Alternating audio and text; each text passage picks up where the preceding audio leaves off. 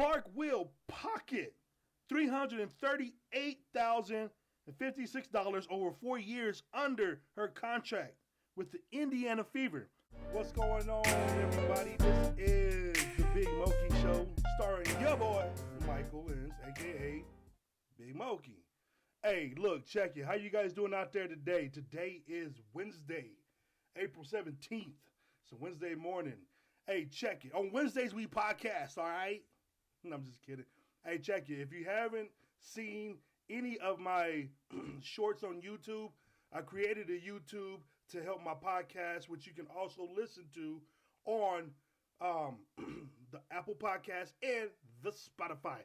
Yes, I put it in the third person because it just sounds cool, you know?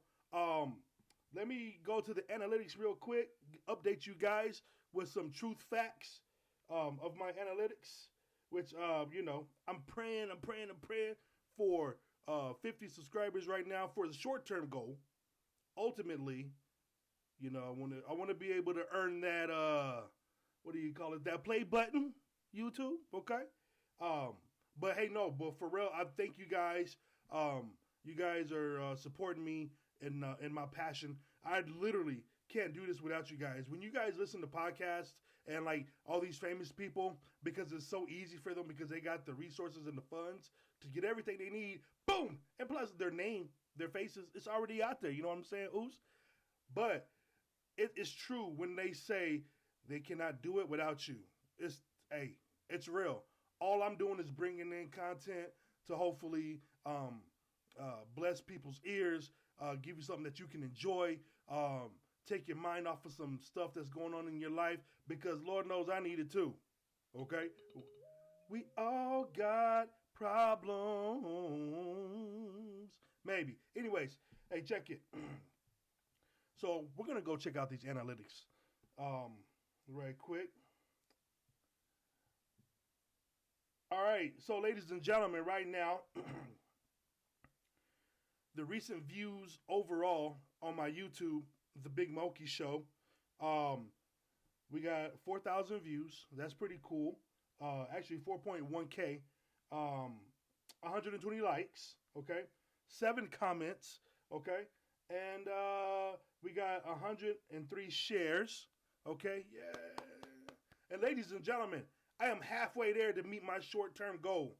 Right now, we are looking at 25 subscribers.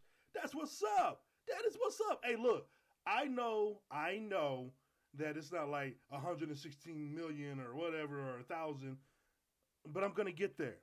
We're going to get there, ladies and gentlemen. We're going to be on that climb together. Now, as I say before, this is my calling. This is what I love to do. Thank you for supporting me. We got a couple of things to get into, okay? We're going to talk about just a little bit, on the passing of Mr. O.J. Simpson, okay? Orenthal James Simpson. So everybody knows that he passed away from prostate cancer April 10th. Well, if you go to the Stephen A. Smith show on, if you have podcasts, he has a podcast. He actually had one of the attorneys for OJ, Carl E. Douglas, on the show. I'm sorry about that. That snuck up on me.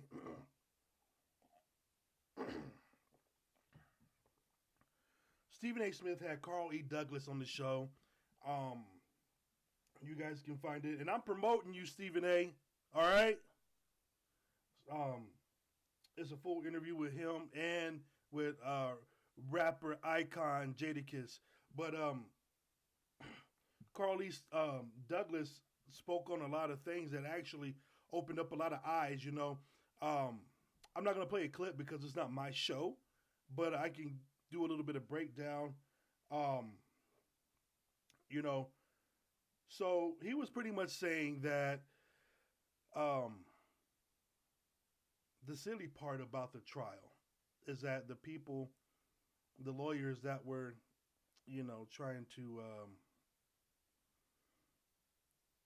put OJ in jail, behind the scenes, when the lights were off, when the cameras were off, a lot of them were talking a lot of jive, a lot of smack talking,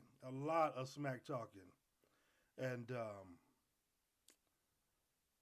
he was saying that Johnny Cochran was saying, the day where they had him put on the glove because the defense didn't know that they were going to do that. I believe you got to go back to that show and listen. But the key thing is that, oh man, I just said his name. Anyways, they were like, do not show any facial reaction or nothing when OJ puts on this glove. And no, OJ's hand was not swollen. No, they were not the wrong size glove or whatnot. They just didn't fit the guy. Those gloves that they brought in didn't fit a lot of those attorneys. And that gentleman on the Stephen A. Smith show explained that, Johnny Cochran believed that his hands wouldn't even fit in those gloves. And, they were describing OJ's hands as being monstrous, like some monstrous hands. So I'm like, for me, my opinion, it's like this, Oos. Check it. That stuff happened when I was a kid. Okay? I was a little kid. So obviously it's like, oh, well, there's this big event. Yeah, it's huge. It's huge. Okay? But the thing is, they interrupted the Bulls and the Lakers playoff for that. I remember because I was watching it. Now, but all I remember from that is that they started off, they interrupted that game. It was a Bulls-Lakers game, I believe. Or a Bulls, I don't know. It was one of those championship finals. I remember them cutting away for a special important announcement. And as a kid, you don't want to hear that. You don't want to see no news, So I go and I'm watching, and my sister's there, my little brother's there, my stepdad is there, my mom, I believe she was at work. No, she was there.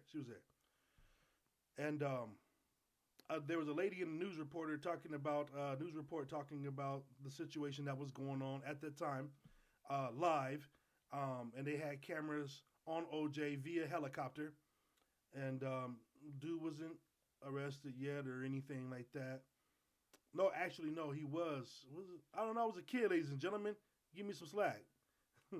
But the key thing that I remember was that my stepdad jumping out of his seat. He said, "Oh, that running.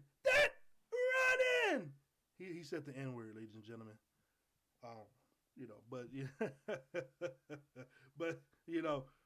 That's what I remember the most out of that. I don't like the trial. Yes, I remember the trial, but what comes to my mind when I think of the OJ trial is them cutting off from a playoff game, and my stepdad jumping out of the couch, off the couch. That running, Janice, that running.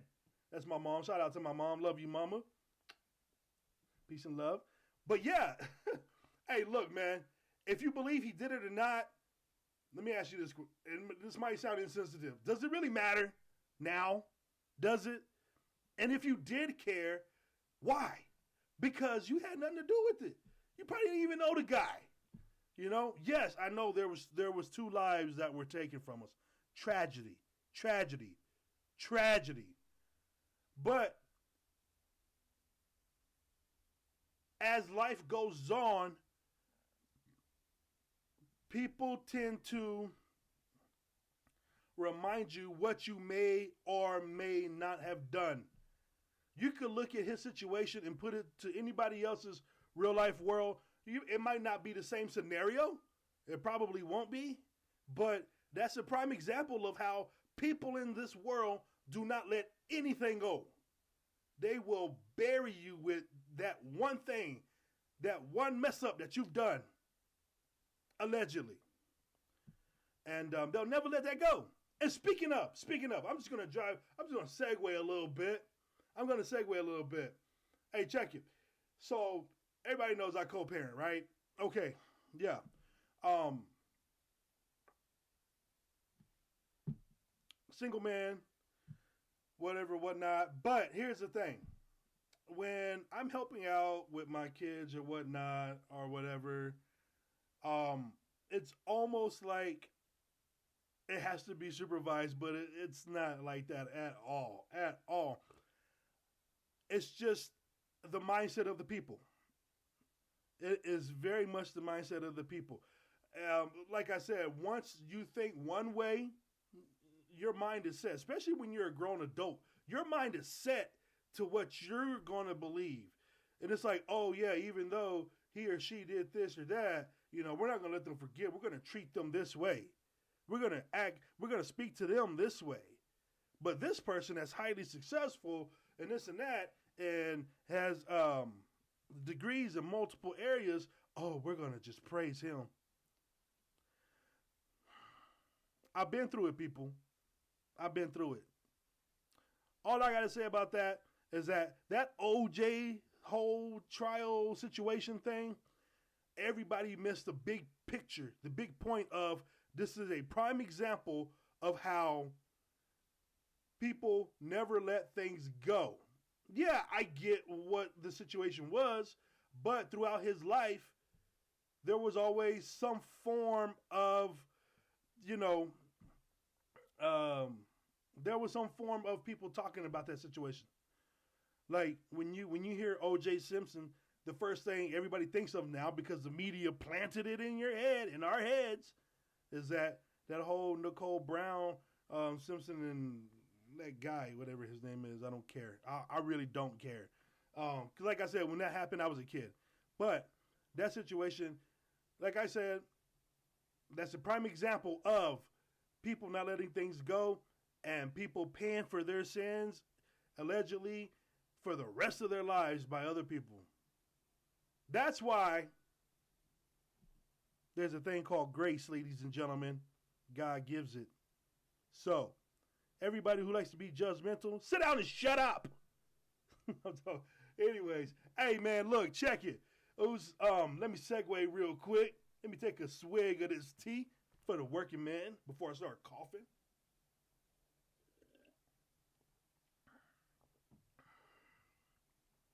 Caitlyn Clark, everybody. Her name is all over the place. Her name is everywhere.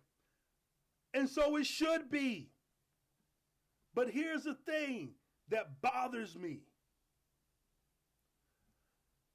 In America, we talk about equality. We talk about equality in America. Okay?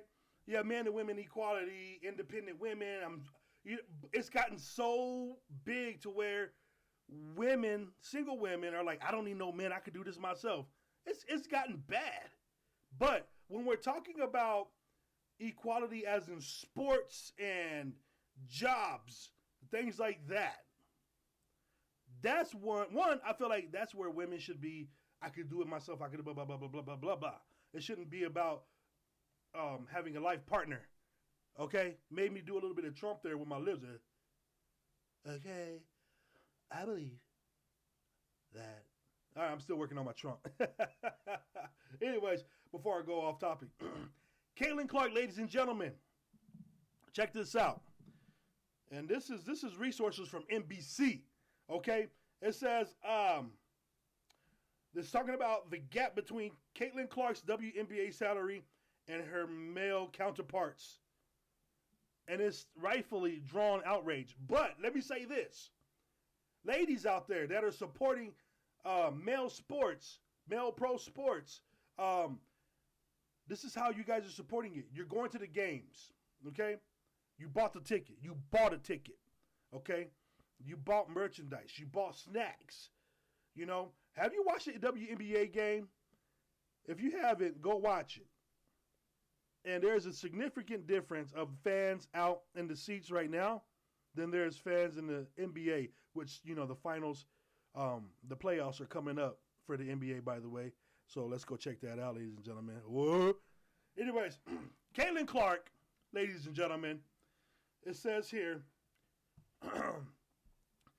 Clark will pocket $338,000 and $56 over 4 years under her contract with the Indiana Fever, which we all knew she was going to get picked there. In contrast, last year's #1 NBA draft pick secured a whopping, I added the whopping $55 million over 4-year contract. $55 million versus, ladies and gentlemen, $338,056. That can't be. That can't happen. Hey, look, man. We talk about equality. How you gonna? Let me take a swig right now.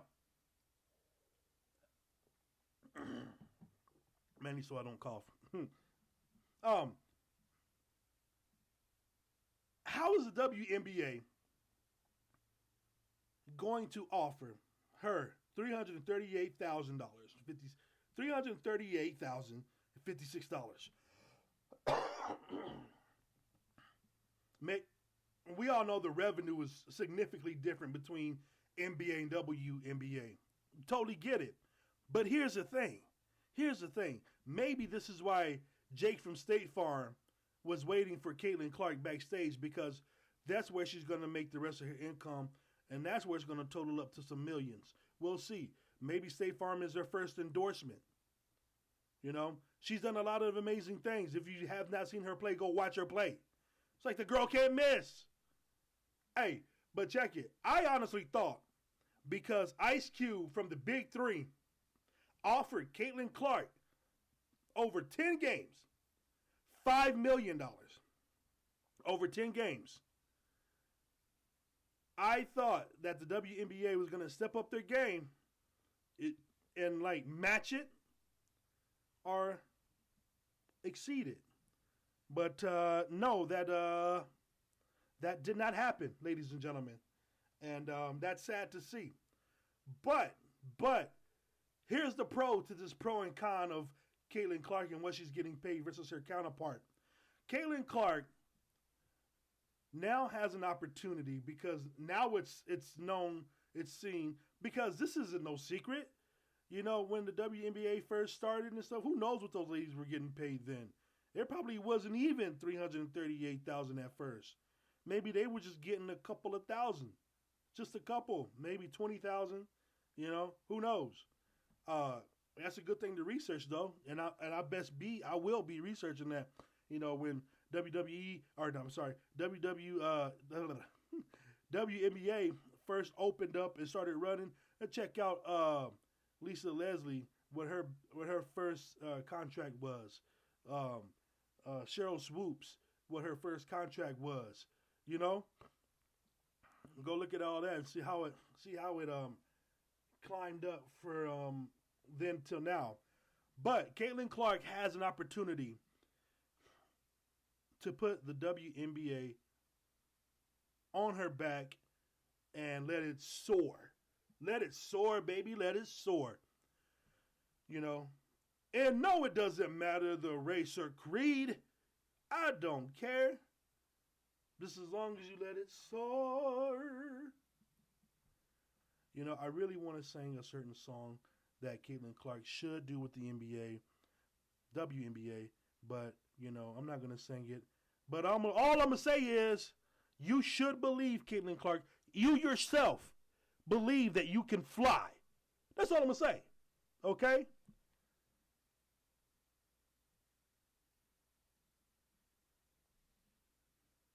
So, I digress. New subject. Caitlyn Clark, hey, big ups to you. You're going to do amazing things. We all know you're going to do amazing things. And there's a lot of players that are going to do a lot of amazing things. There might be some kind of sensation, like out of secret, popping up somewhere. And it's going to overshadow Caitlyn Clark. Because that's all we're talking about right now in the women's sports world is Caitlyn Clark.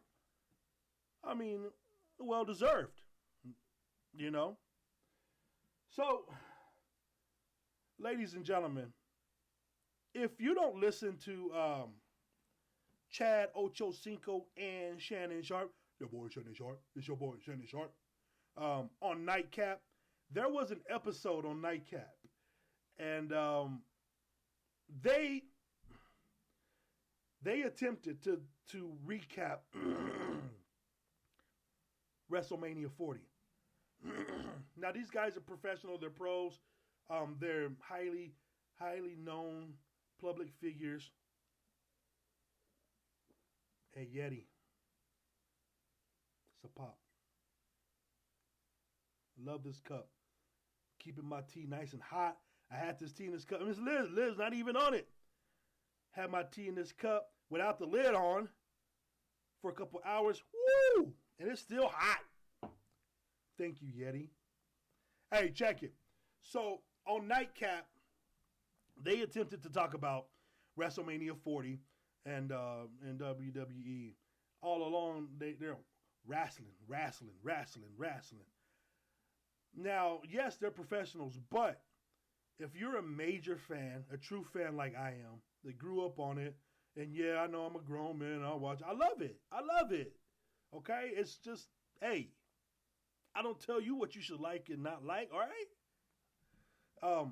But anyways, yeah, you can tell that they knew nothing about what was going on in WWE.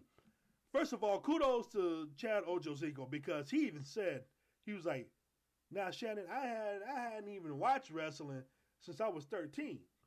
I'm like, thank you. Thank you for admitting that. But, you know, if you're going to, like, recap on WrestleMania, at least watch it and do some research first and then talk about it. Because when they were talking about it, you could just tell they were just reading on their papers. I didn't know where they wanted to go with it, you know, and it's like, dude, and I'm like, that's one of the reasons why I want to do, you know, my podcast and my YouTube. I had a friend and they were like, I don't really listen to podcasts on YouTube because everybody talks about the same things, just in a different tone. I'm like, everybody watches the same show, but see something different, right? You know, hey, if you don't want to support, just don't support. Plain and simple, oops. Plain and simple. Anyways, I went into something a little bit personal there, ladies and gentlemen. But I digress. Oh. Ladies and gentlemen, I got this note here.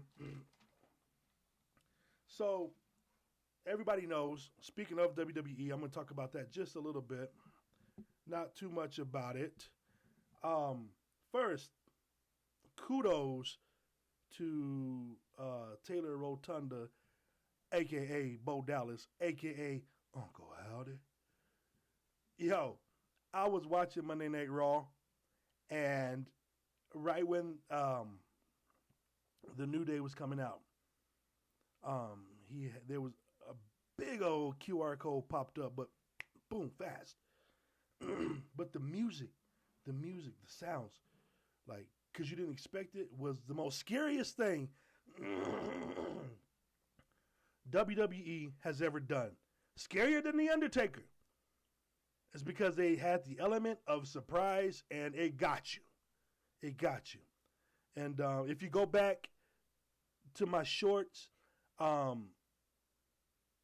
Big Moki Show on YouTube, I was thinking about my podcast. If you go back to my shorts, I actually caught the QR code, and I posted what the QR code had. That was scary too. It was weird. But kudos to you, Bo Dallas, for keeping your brother's legacy going. Hey, man, if anybody's going to do it, it's going to be you. I know you guys had a bond that you guys shared, and just like brothers, man. Like me and my brother, man, we love each other, man. And we talk about everything, whenever we do talk, you know. I'm here in Arizona. He's back home in Texas. But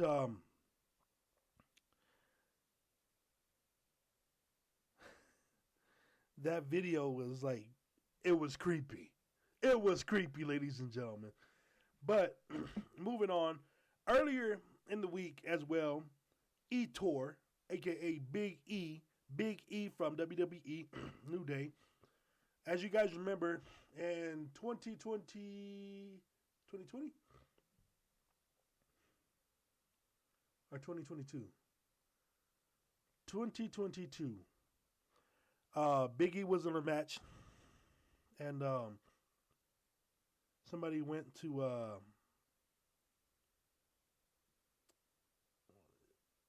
I can't even think right now the move right now.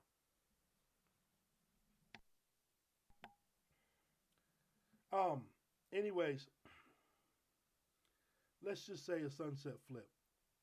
Oh no, I believe it was a belly to belly suplex. That's what it was. Sorry about that, ladies and gentlemen, especially for the ones who are watching. I'm sorry. I'm sorry that I forgot the name. I'm sorry. Forgive me. It was a belly to belly suplex, I believe, and the gentleman who had Big E, I'm not going to say his name, but he's on NXT. Um, didn't pick up Big E high enough, and from there he landed right on his top of his head, broke his neck, um, and he's been out. And it sucks because Big E has so much charisma, and everybody, all the fans love him. We love him. We love you, Big E. We do. Very entertaining. He has been a WWE World Heavyweight Champion at a point of his career. It sucks because I knew they had big things for him. But he went on X and stated that this is verbatim. He says, hey, y'all, 2-year neck scans are in. Things are unchanged. My C1 has healed furiously, but has not formed new bone. I am not medically cleared, and I'm not medically healed, and truthfully, I may never be cleared. But I am blessed to be pain-free, happy, and healthy. And then he ends with life is good. Big E, hey man, I'm pretty sure WWE got lots of spots for you, just like the PLE pre-events, like you're on the show talking. It's just really good to see your face and hear your voice. It's really good. We appreciate your work as fans. But even though you posted that, I gotta say, I hope one day, and I believe one day, that neck is gonna be healed up. That new bone is gonna be nice and formed, strong, and you're gonna be like, Big E's back, baby. Who knows? Who knows? If any of you guys don't know, Big E is dating Mia Yin's sister. Mia Yin is also of WWE. They actually made it public a few days ago on Instagram. Go check that out because the pictures are absolutely adorable. Adorable, darling. The pictures are absolutely adorable. They're over there with their sweaters on and their jeans. It was like they were trying to get like 2000s concept mixed in with the 80s, I believe. It was cool. It was cool. Some good shots, some good lighting are there and whatnot, this and that. But yeah, ladies and gentlemen, remember, equality for women and men to get paid by your skill sets, not by your gender. Okay? Also, ladies and gentlemen, does it really matter now if OJ did it or not? Because he's moved on. He's passed on. Let him rest. And that shall do it for my podcast, ladies and gentlemen. But before I go, you know what's coming. You know what I gotta do. You know what I gotta read. You know what I gotta share. Bro code. Yeah, baby. we're going to do a little bit of, like we have been doing, random selection. Random selection of the bro code.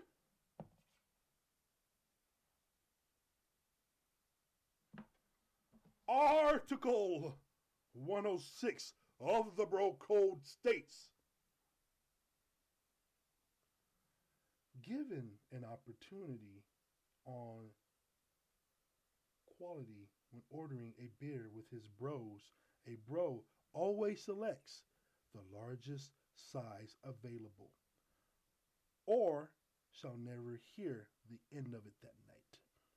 So bros, if you're hanging out with other bros, and your dude bro is like, dude, go order us some beer. Bro, got you. And then you're thinking, the bartender, what you want, Oos? And then the bro would be like, yeah, give me 2 small. And when he said small, the bartender's like, what? I mean, give me 2 to 3 large pints of beers, please. And then the bartender's like, that's more like it, Oos. Ladies and gentlemen, that was the bro code, Article 106. And before I get out of here, ladies and gentlemen, once again, I would like to say thank you for listening to the Big Moki Show. Thank you for subscribing on my Apple Podcast and Spotify. You can also listen and watch the Big Moki Show on YouTube, the Big Moki Show. On there, all I ask, ladies and gentlemen, is leave comments, because your comments matter, your likes matter, your subscription matters, your shares matter. So please, ladies and gentlemen, all I want to do is get better. I want to get better for me. I want to get better for you, but mostly for me. You got to love yourself, right? But yeah, the Big Moki Show, Apple Podcasts, and Spotify. You can find me there. And it's the same show. It's just on those 2 platforms. It's audio, obviously. And then on YouTube, the Big Moki Show. You're not going to see my face. You're going to see like a neon, bluish, like a bluish, pinkish neon with a microphone in the middle. It's going to say, Big Moki Show, Love, Live Life. That's what it's going to say. With that being said, ladies and gentlemen, you can also reach me at my email, mlenz,